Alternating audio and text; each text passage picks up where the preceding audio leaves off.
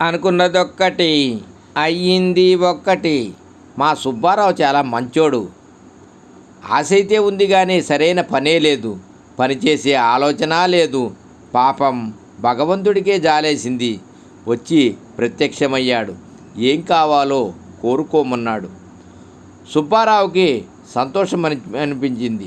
స్వామి, నేను చల్లగా ఉండాలి, పైకి ఎదగాలి, నాతో పాటు నలుగురిని పైకి తీసుకెళ్ళగలగాలి. మరో చిన్న కోరిక, నాకు పెద్దగా శ్రమ ఉండకూడదు అన్నాడు. తదాస్తు అన్నాడు దేవుడు. మరుసటి రోజు సుబ్బారావును లిఫ్ట్ బాయ్గా మార్చారు. మళ్ళీ భగవంతుని ప్రార్థించాడు సుబ్బారావు. మరలా ప్రత్యక్షమైన భగవంతుడు, ఏమి భక్త, ఏమైంది అన్నాడు. స్వామి, ఎదగడం అంటే లిఫ్టులో పైకి నలుగురిని తీసుకెళ్ళడం కాదుగా, కంటి ముందు డబ్బులుండాలి అన్నాడు. తదాస్తు అంటూ మళ్ళీ మాయమయ్యాడు స్వామి. మరుసటి రోజు సుబ్బారావుకు ఏటీఎం వద్ద వాచ్మెన్గా కూర్చోబెట్టారు. కంటి ముందు 24 గంటలు డబ్బులుంటాయి. అందరూ డబ్బులు తీసుకుంటూ ఉంటారు. కానీ మన సుబ్బారావు మాత్రం వాచ్మెనే. సుబ్బారావు మళ్ళీ భగవంతుని ప్రార్థించాడు. ఏం భక్త, ఇబ్బంది పడుతున్నట్టున్నావు, ఏమైంది అన్నాడు.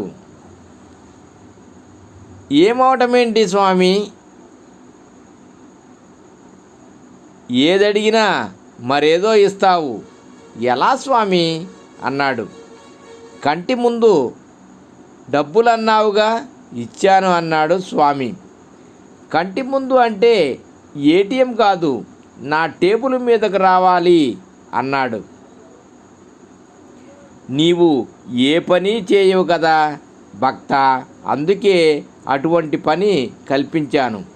అంతా చికాకు పడకుండా ఆఖరిసారిగా అడుగు అన్నాడు స్వామి. నాకు పని చేయటం రాదు, ప్రతివాడు నా దగ్గరికి రావాలి, వాడి పని వాడే చేసుకొని వెళ్ళాలి, కానీ నా టేబుల్ మీదకి డబ్బు రావాలి. తదాస్తు అన్నాడు. మరుసటి రోజు సుబ్బారావుకి సులభ్ కాంప్లెక్స్ శౌచాలయం దగ్గర కూర్చునే అదృష్టం దక్కింది. ఎవరి పని వారే చూసుకుంటారు, టేబుల్పై డబ్బులు పెట్టి వెడతారు. సుబ్బారావు మళ్ళీ ప్రార్థించాడు. భగవంతుడు రాలేదు. ముగింపు, మనం అడిగేటప్పుడు ఎవరినైనా సరే పూర్తిగా అర్థమయ్యేటట్లుగా అడగాలి, లేదా మన పని మనమే చేసుకోవాలి. మన శక్తి ఆలోచనల కన్నా మించిన విషయం ఇంకేముంటుంది?